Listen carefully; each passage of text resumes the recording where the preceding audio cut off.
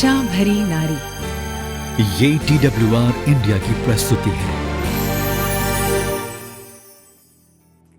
Trans World radio के आशा भरी नारी के एक और भाग में आपका स्वागत है। हमें खुशी है कि आज फिर से हम एक साथ हैं। प्रेरित पौलुस ने हमें आज्ञा दी है, मैं तुमसे विनती करता हूँ कि जिस बुलाहट से तुम बुलाए गए थे उसके योग्य चाल चलो।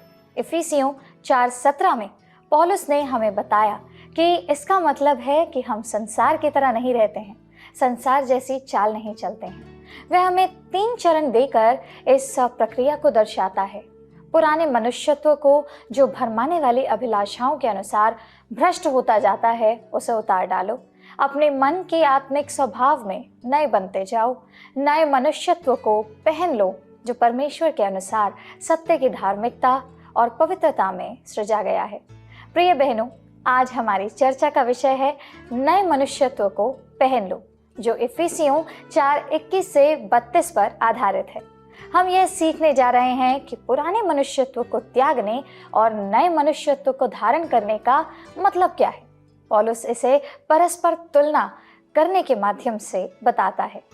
जैसे जैसे हम इन विरोधाभासों के बारे में जानकारी को प्राप्त करते हैं, मैं चाहती हूँ कि हम ये ज़रूर याद रखें कि ये केवल व्यवहार में परिवर्तन नहीं है। इसे बंद करें और उसे करें। ये क्रियाएं मन के नए होने से आते हैं। जैसे जैसे हमारे मन को संसार से निकालकर बाहर लाया जाता है, तब हम कुछ व्यवहारों को छोड़ते हैं और अन्य व्यवहारों को अपने जीवन में अपनाते हैं। शालिनी, क्या आप हमारे दर्शकों के लिए आज इफिसियों 4:21 से 24 पढ़ेंगी? जी हाँ, मैं जरूर पढ़ूंगी। वरन तुमने सचमुच उसी की सुनी और जैसा यीशु में सत्य है उसी में सिखाए भी गए कि तुम चाल चलन के पुराने मनुष्यत्व को जो भरमाने वाली अभिलाषाओं के अनुसार भ्रष्ट होता जाता है उतार डालो और अपने मन के आत्मिक स्वभाव में नए बनते जाओ और नए मनुष्यत्व को पहन लो जो परमेश्वर के अनुसार सत्य की धार्मिकता और पवित्रता में सृजा गया है। बहुत बहुत धन्यवाद। दर्शकों, ऐसा कहा जाता है कि शारीरिक रूप से आप वही हैं जो आप खाते हैं, लेकिन आत्मिक रूप से आप वही हैं जो आप सोचते हैं। इस अनुच्छेद में प्रेरित पौलुस अविश्वासियों के भीतर मन की व्यर्थता और हृदय की कठोरता का वर्णन करता है। फिर वह विश्वासियों को चेतावनी देता है कि वे अविश्वासियों की तरह ना रहें, बल्कि अपने पुराने स्वभाव को त्यागें, अपने मन में नए हों और अपना नए मनुष्यत्व को पहनना शुरू करें। आज का अनुच्छेद हमें विशिष्ट उदाहरण देता है कि हमें कैसे सही ढंग से जीना है और कैसे नहीं जीना है। प्रेरित पौलुस इफिसुस के चर्च में विश्वासियों और आज के सभी विश्वासियों को परमेश्वर की आत्मा को निरंतर अनुमति देने के उच्च लक्ष्य के लिए हमारे सोचने के तरीके को नया करने के लिए आग्रह करता है।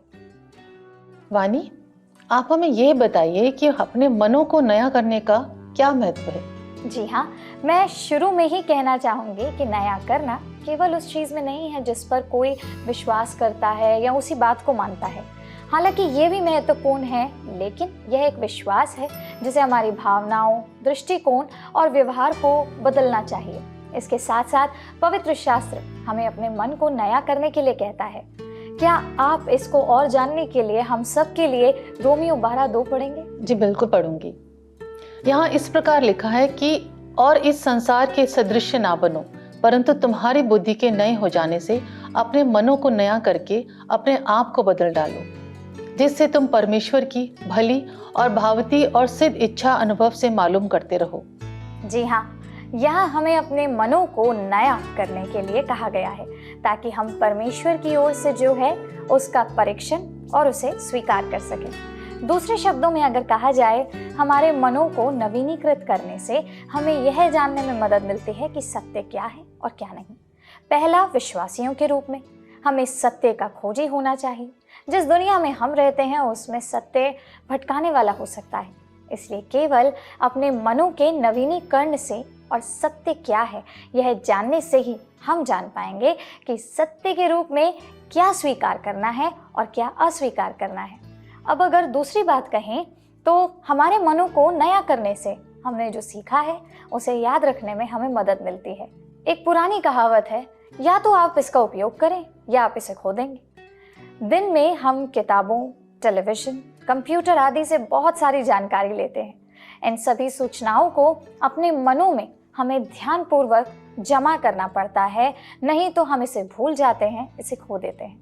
यदि हम अपने मनों को नवीनीकृत करते हैं और जो हमने हाल में ही सीखा है उस पर फिर से विचार करते हैं, तो हमारे पास उस जानकारी को अधिक समय तक बनाए रखने का अवसर होता है। तीसरी बात, हमारे मनों को नया करने से हमें अपना उद्देश्य खोजने में मदद मिलती है। फिर से विचार करने और नवीनीकरण के बिना हमारे मन आसानी से धुंधला हो सकता है, हमारी चेतना सामान्य नहीं होती।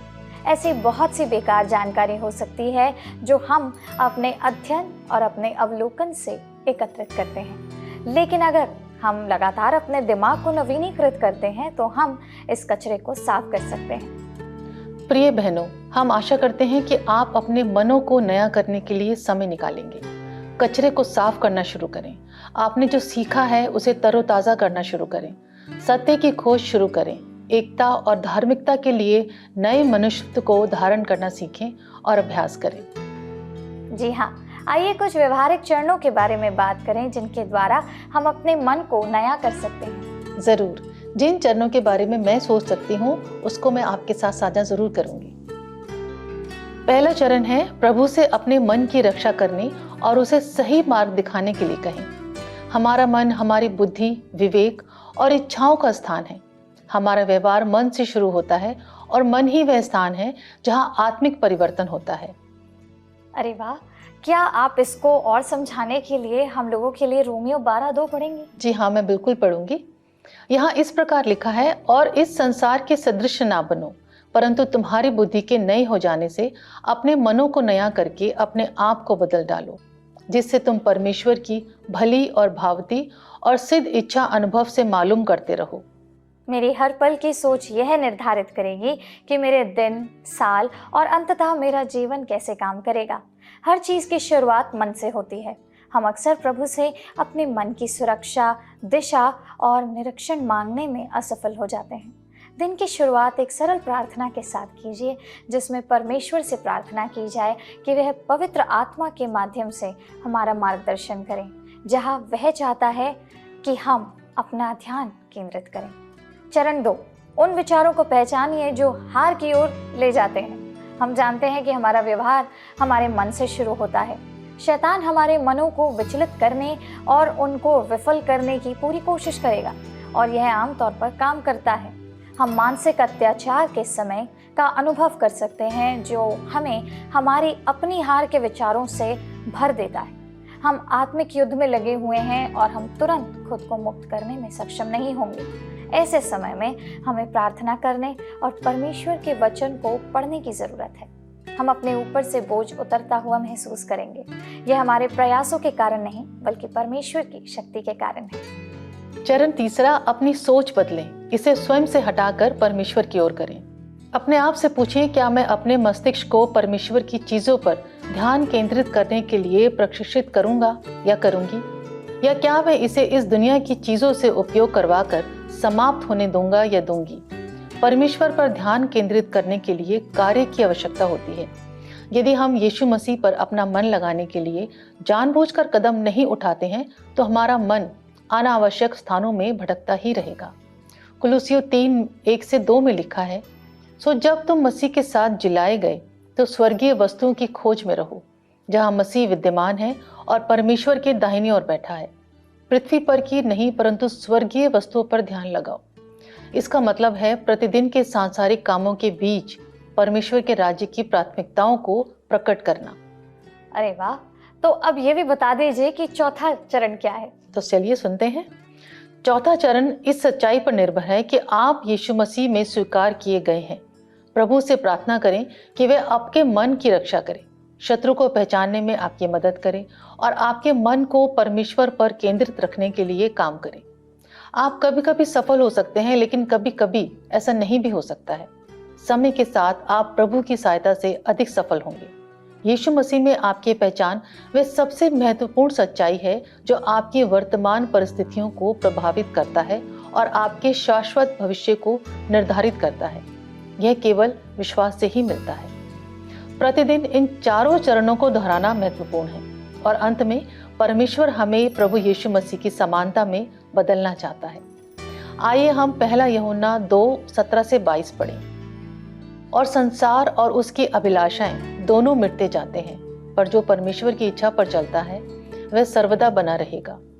हे लड़कों, यह अंतिम समय है, और जैसा तुमने सुना है कि मसीह का विरोधी आने वाला है, उसके अनुसार अब भी बहुत से मसीह के विरोधी उठे हैं।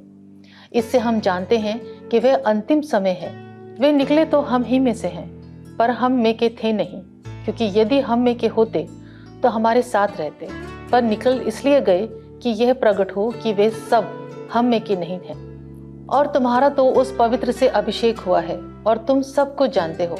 मैंने तुम्हें इसलिए नहीं लिखा कि तुम सत्य को नहीं जानते, पर इसलिए कि उसे जानते हो, और इसलिए कि कोई झूठ सत्य की ओर से नहीं। झूठा कौन है? केवल वह जो यीशु के मसीह होने का इनकार करता है, और मसीह का विरोधी वही है जो पिता का और पुत्र का इनकार करता है।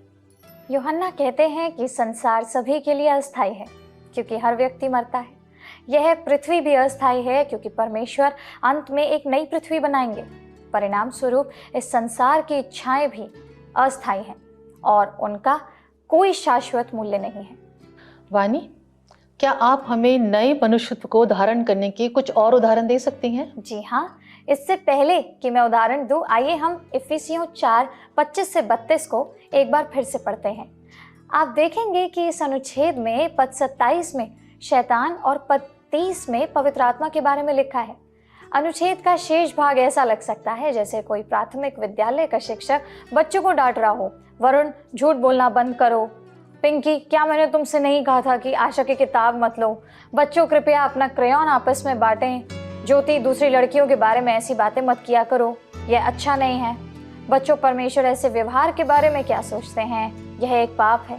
हमें अच्छा बनने की ज़रूरत है। ठीक है, बाहर जाओ और खेलो। बच्चों के लिए संदेश भले ही अलग अलग ढंग से दिया हो, अलग अलग तरीके से बताया हो, लेकिन विषय अभी भी वयस्कों के जैसे ही है। बाइबल की शिक्षा वयस्कों और बच्चों दोनों के लिए समान है। जी हाँ, आप बिल्कुल ठीक कह रही हैं, ये बिल्कुल सच है। अब आइए हम उन 5 उदाहरणों के बारे में बात करें जो हमें बताते हैं कि पुराने मनुष्यत्व को कैसे त्यागा जा सकता है और नए मनुष्यत्व को धारण कैसे कर सकते हैं। पहला है सत्य बोलना, झूठ नहीं बोलना। इफिसियों 4:25 में लिखा है, इस कारण झूठ बोलना छोड़कर हर एक अपने पड़ोसी से सच बोले, क्योंकि हम आपस में एक दूसरे के अंग हैं। असत्यता, झूठ बोलना है, धोखे में डालना है, ऐसी कहानियां कहना जिस पर विश्वास करना कठिन है, झूठ बोलना है। बेईमान होना, धोखा देना, झूठा दिखावा करना और केवल आधा सच बताना। मुझे एक चर्च द्वारा एक नए युवा पादरी को नियुक्त करने की कहानी याद आती है। कलीसिया उसे उतनी अच्छी तरह नहीं जानती थी। चर्च में अफवाह फैल गई कि उसने अपनी पत्नी को रोते हुए चर्च छोड़ने के लिए मजबूर कर दिया। वह जानता था कि उसे समस्या का समाधान करना होगा। आखिरकार उन्होंने सुबह की सेवा में कहा, मैंने यह अफवाह सुनी है और मुझे इसके बारे में 4 बातें कहनी हैं। वह अपनी इच्छा अनुसार किसी भी सेवा में शामिल हो सकती है। दूसरा, मेरी पत्नी संबंधित सेवा में उपस्थित भी नहीं हुई। तीसरा, मैं संबंधित सभा में नहीं था। और चौथा, मेरी कोई पत्नी नहीं है। अफवाह फैलाना आसान है, लेकिन अफवाह को रोकना और भी कठिन है। और दूसरा है पाप में नहीं, धार्मिक क्रोध करो। इफिसियों 4:26 में लिखा है, क्रोध तो करो पर पाप मत करो। सूर्य अस्त होने तक तुम्हारा क्रोध ना रहे। क्रोध करना ठीक है। परमेश्वर दुष्टों पर अपना क्रोध भड़काएगा। परमेश्वर का क्रोध कभी भी पाप में नहीं होता। यीशु ने क्रोध प्रदर्शित किया। उदाहरण के लिए मरकुस 3:1-5 में सूखे हाथ वाले व्यक्ति की चंगाई, लोग यह देखने की प्रतीक्षा कर रहे थे कि क्या वह सबत के दिन उस व्यक्ति को चंगा करेगा। लेकिन यीशु ने उस आदमी को चंगा किया और लोगों को डांटा। क्या सबत के दिन अच्छा करना या नुकसान करना, किसी की जान बचाना या मारना उचित है? यीशु क्रोधित थे क्योंकि वे उनके हृदय की कठोरता से दुखी थे। मरकुस हमें बताते हैं कि बाद में अपनी सेवकाई में यीशु क्रोधित हो गए क्योंकि शिष्यों ने बच्चों को उनके पास लाने वाले लोगों को डांटा था। यीशु ने यह देख क्रुद्ध होकर उनसे कहा, बालकों को मेरे पास आने दो, उन्हें मना ना करो, क्योंकि परमेश्वर का राज्य ऐसो ही का है। यीशु का क्रोध धार्मिक था, लेकिन इसके विपरीत हमारा गुस्सा तब प्रकट होता है जब हमें वह पहचान नहीं मिलती जिसके लिए हमें लगता है कि हम इसके हकदार हैं। जब कोई हमारे पाप बताता है तो हम क्रोधित हो जाते हैं। हमें गुस्सा क्यों आता है? हम अपने अहंकार और स्वार्थ के कारण क्रोधित होते हैं। याकूब कहते हैं, हे मेरे प्रिय भाइयों, यह बात तुम जानते हो, इसलिए हर एक मनुष्य सुनने के लिए तत्पर और बोलने में धीरा और क्रोध में धीमा हो, क्योंकि मनुष्य का क्रोध परमेश्वर के धर्म का निर्वाह नहीं कर सकता है। तीसरा, हमें साझा करना है, चोरी नहीं। इफिसियों 4:28 में हमें बताया गया है, चोरी करने वाला फिर चोरी ना करे, वरन भले काम करने में अपने हाथों से परिश्रम करे, इसलिए कि जिसे प्रयोजन हो उसे देने के लिए उसके पास कुछ हो। बहनों, जब भी हम कोई ऐसी चीज लेते हैं जिस पर हमारा अधिकार नहीं है तो हम चोरी करते हैं। जी हाँ, आपने बिल्कुल ठीक कहा।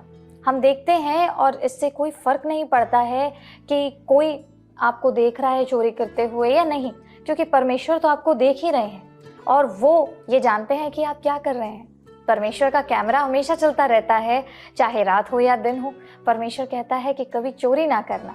यह कहना उचित है कि हम लोग बैंक नहीं लूटते या पर्स नहीं छीनते हैं, लेकिन क्या हम वो लेते हैं जो हमारा नहीं है? उदाहरण के लिए, किसी की घड़ी सड़क पर गिर गई है, क्या आप उसे उठा लेते हैं और अपने पास रख लेते हैं? क्या आपको कभी सरकार से कम ईमानदारी से चिकित्सा सहायता या लाभ प्राप्त हुआ है? ऐसे और भी कई तरीके हैं जिनसे हम चोरी के दोषी हो सकते हैं।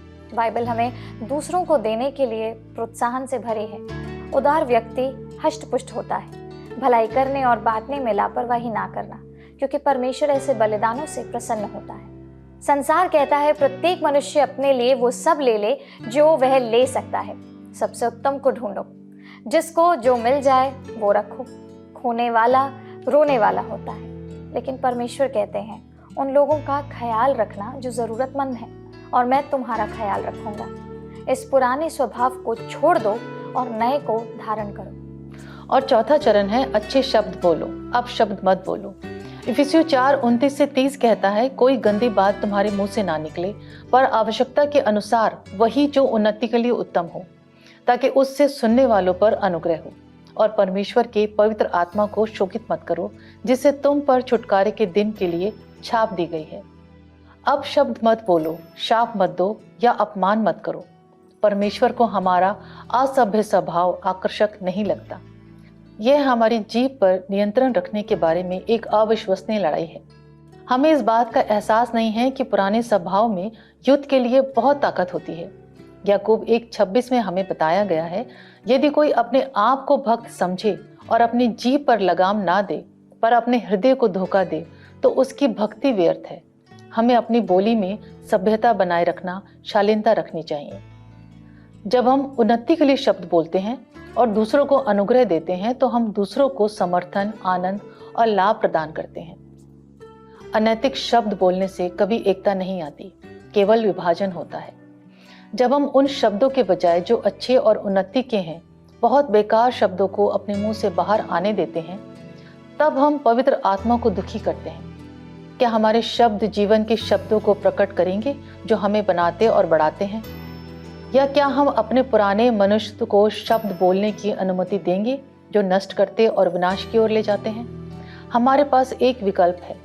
आइए हम नए स्वयं को धारण करें जो सत्य की धार्मिकता और पवित्रता में बना है। जी हाँ, और पांचवा, दयालु बने, कड़वा और क्रोधित नहीं। इफिसियों 4:31 से 32 कहता है, सब प्रकार की कड़वाहट और प्रकोप और क्रोध और कला और निंदा सब बैर भाव समेत तुमसे दूर की जाए, और एक दूसरे पर कृपाल और करुणामय हो, और जैसे परमेश्वर ने मसीह में तुम्हारे अपराध क्षमा किए, वैसे ही तुम भी एक दूसरे के अपराध क्षमा करो। चर्च में और चर्च के बाहर के लोग किसी न किसी तरह से हमारे साथ गलत करेंगे।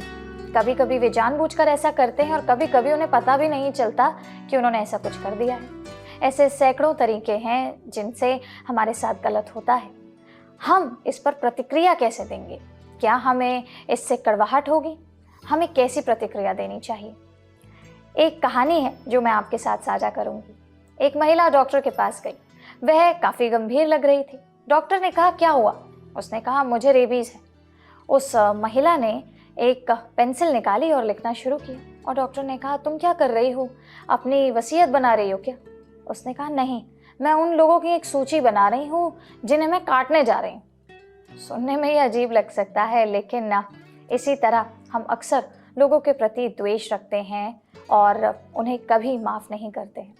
हमें न्यायाधीश के रूप में परमेश्वर की भूमिका नहीं निभानी है। दर्शकों, अपने मामले, अपनी समस्या के लिए निवेदन कीजिए और इसे संभालने के लिए परमेश्वर पर भरोसा कीजिए। प्रभु कहते हैं, बदला लेना मेरा काम है। दया दिखाओ, कोमल हृदय रखो और क्षमाशील बनो, जैसे परमेश्वर ने मसीह में तुम्हें क्षमा किया है। पुराने स्वभाव को जगह मत दो, उस पुराने स्वभाव को त्याग दो जो कड़वा होना चाहता है। न्यायाधीश के कहे अनुसार कहें, सभी के प्रति प्रेम, दया, अनुग्रह और क्षमा दिखाकर मसीह का उदाहरण बनिए, यहाँ तक कि अपने शत्रुओं के प्रति भी। हमें आशा है कि आपको आनंद आया होगा और आपने नए मनुष्यत्व को पहनने और पुराने को उतारने के बारे में सीखा होगा। 5 उदाहरणों को ना भूलें कि कैसे हम पुराने मनुष्यत्व को उतार कर नए मनुष्यत्व को पहन सकते हैं। हम एक और रोमांचक कार्यक्रम के अंत पर आ गए हैं। ये हमारी आशा और प्रार्थना है कि आप नए मनुष्यत्व को पहनने और पुराने को उतारने का प्रयास जरूर करें।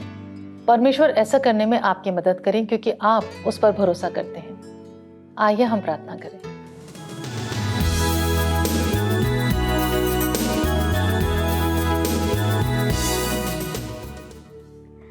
आइए हम प्रार्थना करें। धन्यवाद पिता परमेश्वर, हम आपका धन्यवाद करते हैं कि आज आपने अपने वचन के द्वारा ऐसी 5 बातें हमें बताएं जो हमें पुराने मनुष्यत्व को त्यागने और नए मनुष्यत्व को अपने जीवन में धारण करने के लिए उपयोगी ठहरेंगी। पिता, हमें ऐसा बनाइए कि जैसा आज हमने वचन में सीखा है, उन सारी बातों को अपने जीवन में हम अमल कर सकें। परमेश्वर, हमें क्रोध में धीरा बनाइए। हमें उस हिसाब से सही चाल चलने का आपका नेतृत्व आज चाहिए, ताकि प्रभु आपके दिखाए हुए मार्ग पर हम निरंतर बढ़ते चले जाएं। हमें ऐसा बनाइए कि जो 5 बातें आज हमने सीखी हैं, उनका एक बिल्कुल सही और मसीह उदाहरण अपने जीवन में एक गवाही के रूप में हम बने। जितने लोगों ने इस कार्यक्रम को देखा है, उन्हें आशीषित करिए, उनके परिवारों को आशीषित कीजिए परमेश्वर, और इस वचन को उनके जीवन में लागू करने के लिए उन्हें सक्षम कीजिए। प्रभु यीशु मसीह के नाम से मांगते हैं, आमीन।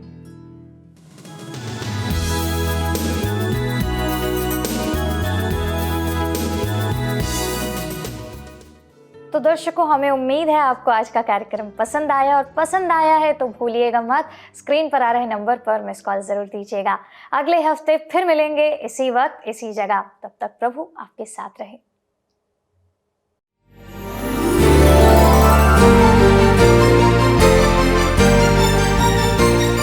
आशा भरी नारी, ये TWR इंडिया की प्रस्तुति है।